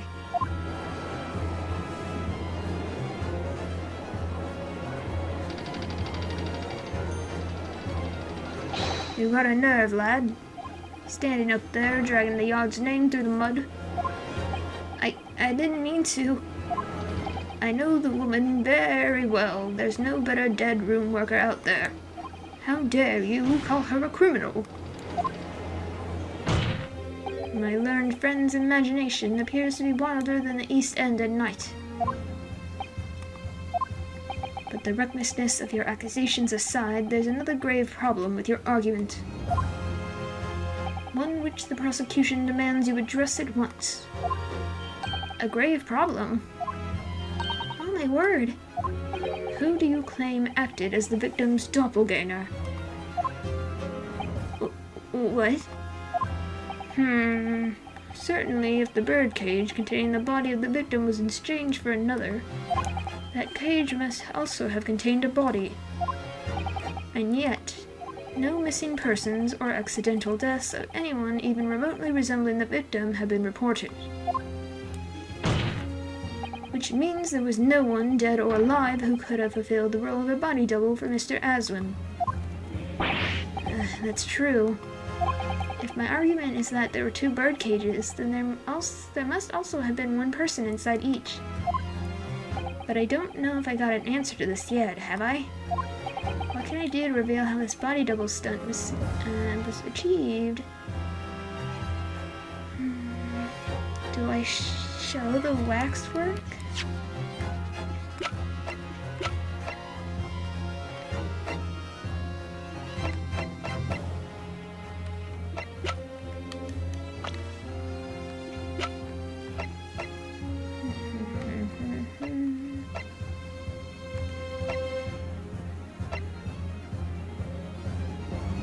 Or do I No, okay. I shook the head. Okay. Very well, the defense will address my learned friend's concerns. If there's any evidence that reveals the true nature of Mr. Aswin's body double. Precious evidence. I do hope this isn't filibustering, counsel. The court is expecting a name. If you think you have relevant evidence, present it now.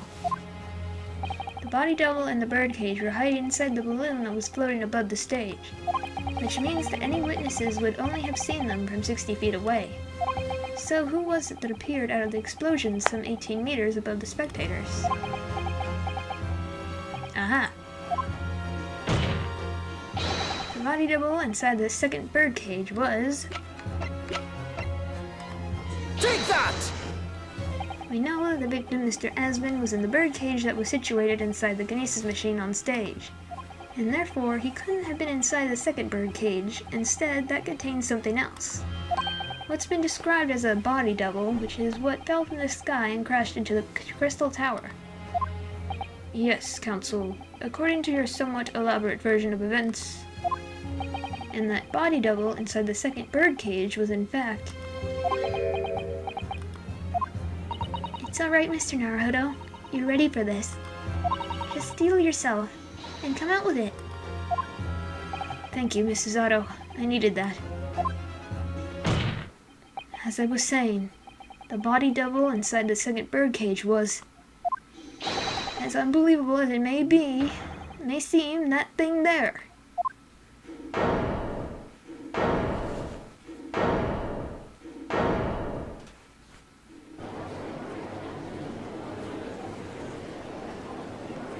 Objection!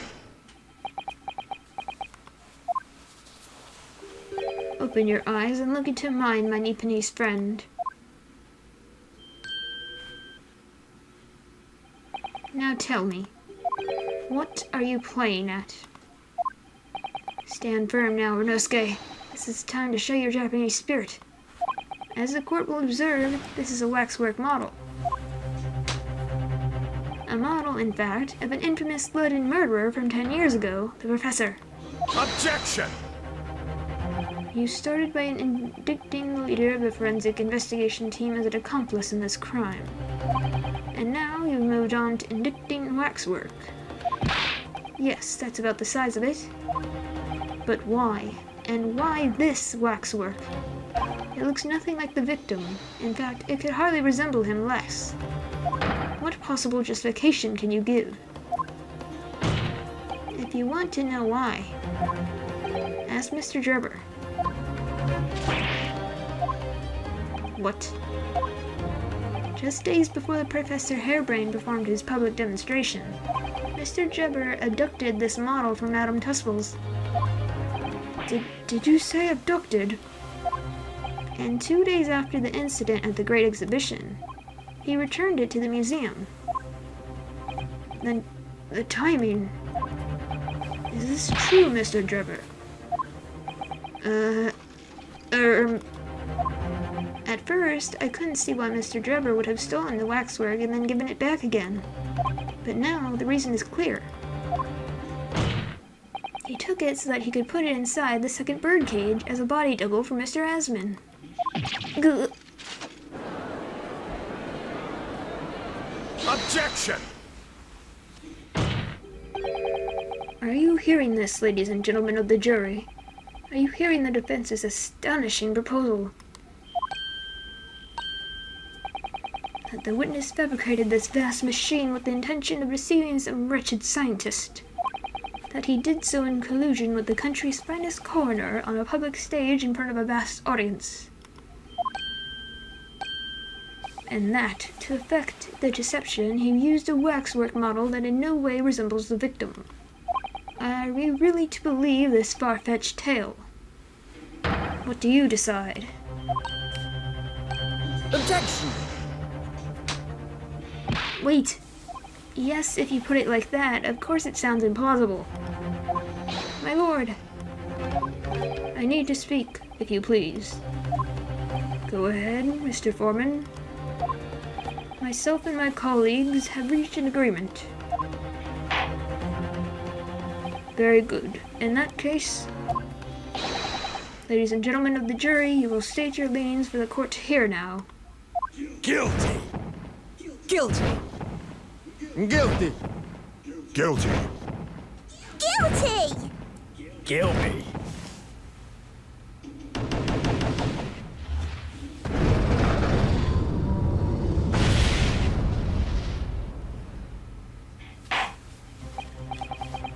So, as indicated by the foreman, the jury has reached a consensus. I knew that was going to happen. We shall get through this, Mr. Naruhodo, as we always do. And uncover some new truths along the way, I'm quite sure. Yes, I agree.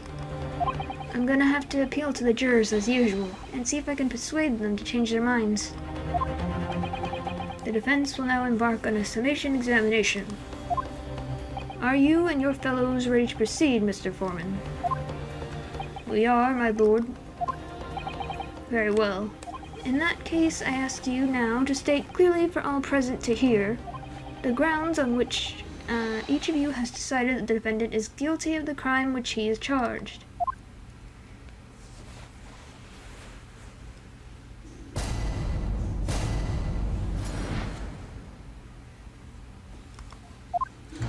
I've known that woman for years. She'd never been an accomplice to anything. It's utter nonsense to think those two would ever be conniving with one another. Oh dear, this is most troubling. But surely the waxwork the man stole has nothing to do with the coroner, is it? I have had my own problems with members of the police. I do not trust them much.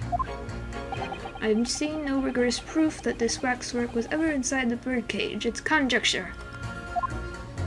Accusing someone without right evidence is not a proper job, is he? They won't have it.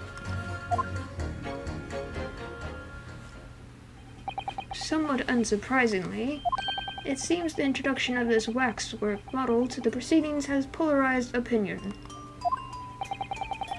Given that its face is obscured and its build in no way resembles that of the victim, I can only applaud my learned friend's memory at suggesting it as Mr. Aswin's body double. Yes, the applause is deafening, and yes, I know it seems extraordinary. But that's the point. That's why I have a strong feeling it's actually a greater clue than anyone yet realizes. What are you thinking, Mr. Naruhodo? I can't explain why at the moment, but I feel as though there's a specific reason why it was used, why it had to be this model. Really? A reason why nothing else would do, you mean? Yes, and I'm convinced. It's something far more significant than whether or not the model looked like the victim. Well, if that's the case, we must prevent the trial from ending prematurely at all costs. Yes, agreed. I have to find a way out of this. If you are ready, counsel, you may proceed with the summation examination. Yes, my lord.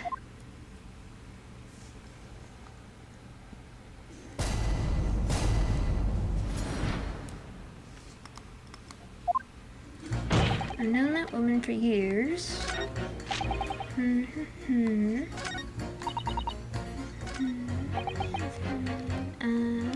Hold it! What sort of problems? Let's just say we have run into each other on numerous occasions while I've been performing on the street. Right, I see. Obviously, artists such as myself cannot appear on stage as we work in close proximity to our audiences. So we perform our great magic in parks, on street corners, and the like. But the police use any excuse In my day? to make our lives difficult. Excuse me. Do you have something to say in response to that, Mr. Automole? Who you calling a mass murderer? Sorry, my mistake. I got confused because I heard you look like him. I don't look anything like the man. You want to be locked up, sonny. Thanks, Mr. Sholmes. Perhaps we could move on. I was really wondering if you had something you wanted to add in response to what juror number 3 just said. And clearly you do. Back in my day, back in the good old days, it wasn't like this. What was it like, sir? We worked our fingers to the bone to earn the public's trust, we did. And by Jove, we earned it. People respected us back then. Respected you? No one would have called a coroner into question in them days. The coroner's report was the hallmark of an investigation done right. Especially when Dr. Courtney Stevens put her name to it. She was the best of the best, and an apple that forces up. Hold on a minute. What are you talking about? Who's Courtney Stevens? Sorry, got a bit carried away there. Stevens is Dr. Sid's maiden name. Her maiden name? So that was before she was married. Of course, yes, silly me. It's Sid now, isn't it? Stevens. I'm sure I've seen that name somewhere recently. Hold on.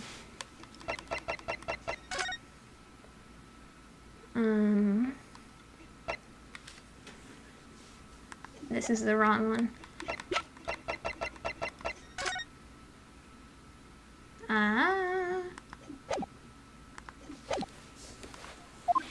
Anyway, the point is, those were the great days of policing, not like now.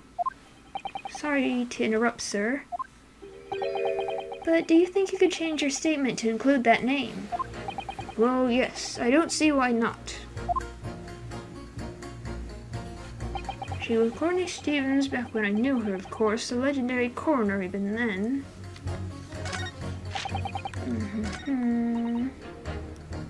Nothing to do with the coroner. Objection! Those two statements contradict each other. Good gracious, to whose statements do you refer, counsel? So, juror number 2. Oh gosh, me? What can I do for you? I presume that you heard what juror number 6 said in his statement. It's brought to light the maiden name of the coroner, Dr. Sid, which in turn has revealed a connection that wasn't apparent before. Well, naturally, as a woman of society, I find such connections and relationships irresistible. But oh golly, I'm afraid I fail to see what you mean. Dr. Sid's maiden name is Stevens, and through that name, the coroner is very definitely linked to the waxwork of the killer. The defense has evidence to prove it. My goodness, evidence, you say? How utterly enthralling. Counsel, the court cannot overlook that last remark. I very much hope there is substance to your claim. Of course, my lord. I would ask the court to look at this. The evidence that clearly links Dr. Sid to the mass murderer known as the Professor. Take that! I have here a certain autopsy report from 10 years ago. A 10-year-old autopsy report. What relevance does it have? It is, of course, from the autopsy of the person portrayed in the waxwork, the killer known as the Professor. The Professor's... but the man was a capital offender, so... That's right, this is the certification of death that was drawn up after the convict's execution. The identity of the killer was never made public, so the report gives few details. But what's important is the name of the coroner who wrote it. Courtney Stevens. Oh my, Courtney Stevens! Strike a light! It appears that the professor's autopsy was conducted by Dr. Sid 10 years ago. And a few days ago, Mr. Drebber very deliberately stole the waxwork of the professor from Madame Tuswell's. A waxwork that doesn't in fact resemble the victim, Mr. Asman, at all. And do you suppose there's some unsavory relationship between those events? Absolutely, I'm sure of it. There's no doubt in my mind that Professor Case is at the heart of a link that we have yet to uncover between Dr. Courtney Sid and Mr. Knock Drebber. Hidden links, mysterious connections, secret relationships. This is all most extraordinary. We're surely obliged now to explore this further.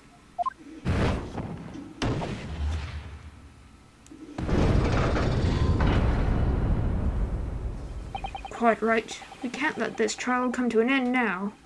Not while there's this cloud of suspicion hanging over the yard's best coroner. It wasn't like this in the day, but we're still here to uphold justice in the end.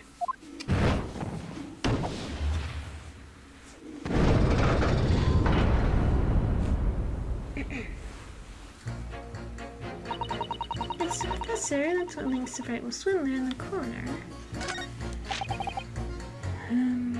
Okay.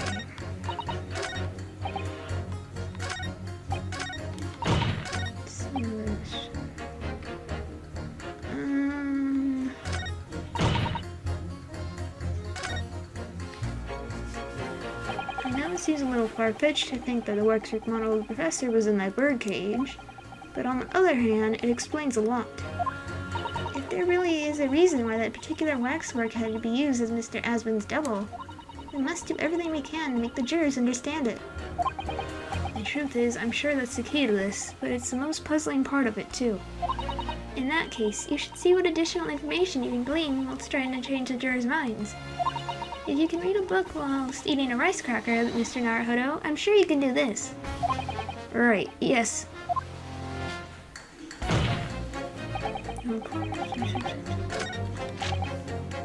Hold it! But we're only just starting to understand this case. What are you reading there, sir?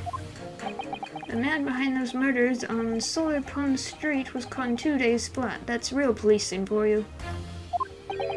That's really not relevant to the case, is it? You're wrong there. Because it was Dr. Sid in charge of examining the bodies. And it was evidence arising from her work that led to the arrest of the scoundrel responsible. Oh. That's right. Oh. That woman is at the forefront of this country's fight against crime. The idea that she's somehow involved in this murky business is a load of old tosh. I thought it was up to me to press the jurors, not the other way around. Okay. I already pressed you. Hold it! But you claim the whole instantaneous kinesis demonstration was a trick. That I did, but there's more than one way to pull a rabbit out of a hat, isn't there? Sorry.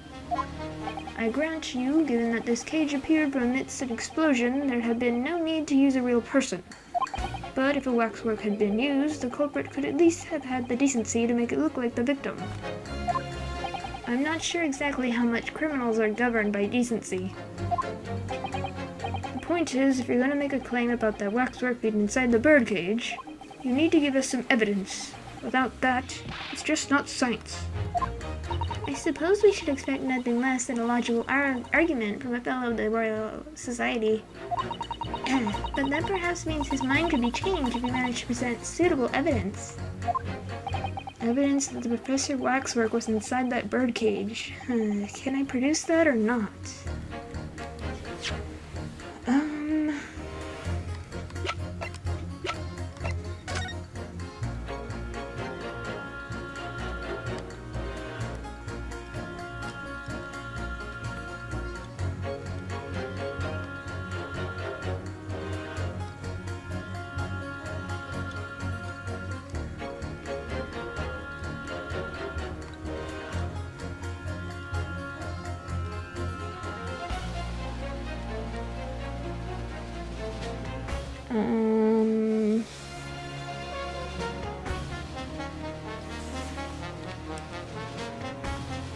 Right.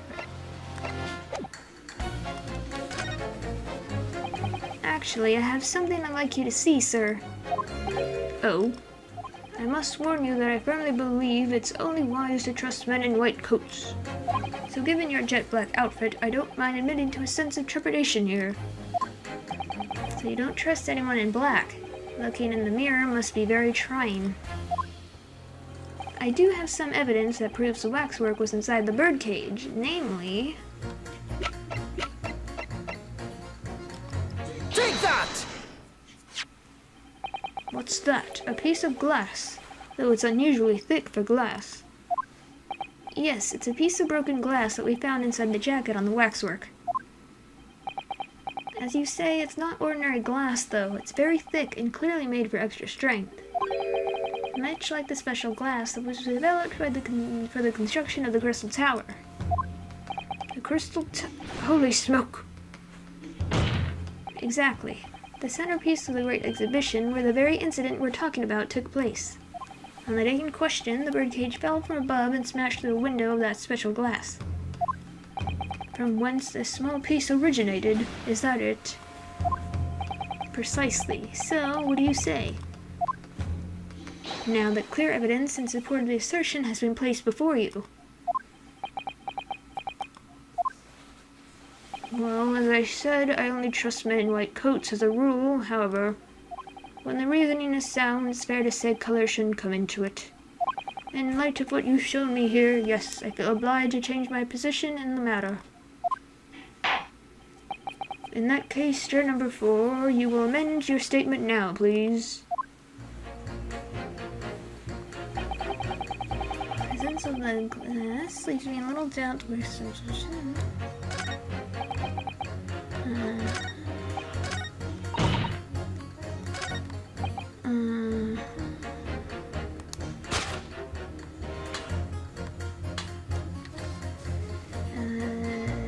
yes. Objection! Those two statements clearly contradict each other. Good gracious. To whose statements do you refer? If you could put down your corn for a moment, juror number 5. Oh, you mean me? You've pointed out that it's wrong to make an accusation without evidence. But the accusation that the waxwork model was inside the second birdcage on the day in question is not without supporting evidence, as the defense demonstrated to the juror sitting beside you. Ooh, is that right? Would it be fair to say you didn't follow the argument? I don't understand much beside Colonel Kolb, to be honest. Of course you don't. If I could interject here, please do, sir. Now that this assertion of yours about the waxwork has been backed up by some solid evidence, it would be wrong of me as a man of science not to pursue the matter further.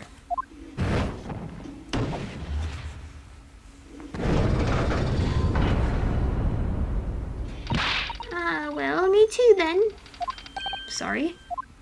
If this brainy gentleman says he's right, then he must be. See, I wouldn't dream of going against Colonel Kolb or anyone who's got stuff in between the ears.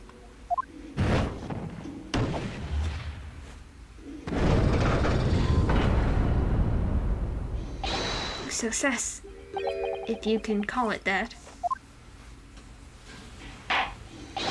Thank you, counsel, that will do. As a result of the summation examination, the jurors' overall leaning has changed. 2 jurors now call guilty against 4 who call not guilty. Accordingly, the court has failed to reach consensus at this time, and the trial must continue. We did it. Oh, well done, Mr. Naruhodo. Another wonderful victory.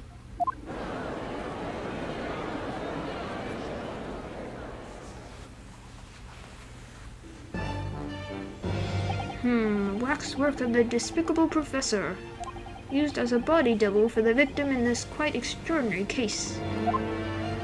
I must say, it's extremely hard to believe this assertion could possibly be true. However, it would appear that it does at least warrant further investigation. It's the waxwork of the professor that links Master Drebber and Dr. Side. And I'm convinced that there's a special significance to the link. I don't know what you're hoping to prove, lad, but I really don't. The truth, sir, by using evidence and testimony. If the court is to delve deeper into the alleged involvement of the waxwork in this case, then the prosecution calls for the owner of the model to be summoned as a witness. The owner? Madame Tusples. I really thought that Lord Van Zeeks would object to this whole line of inquiry. Very well, I concur. Make arrangements for Madame Tusples to appear as a witness with immediate effect. Listen carefully, my learned friend. Oh, yes? You should know that you are on the brink of opening Pandora's box. The court shall now adjourn for 45 minutes. During that time, the prosecution will summon the new witness and prepare her for taking the stand. Madame Tusples, yes. I shall see to it at once, my lord.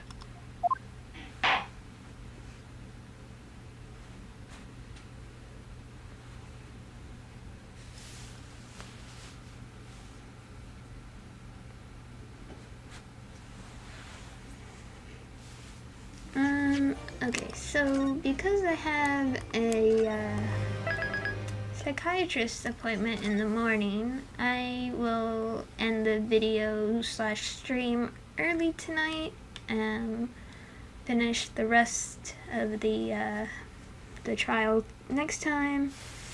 And depending on how long that takes, maybe I'll start the next episode too. I'm not sure. But anyway, thank you guys for watching. I hope you're enjoying it. And I'll catch you on the next one. Bye!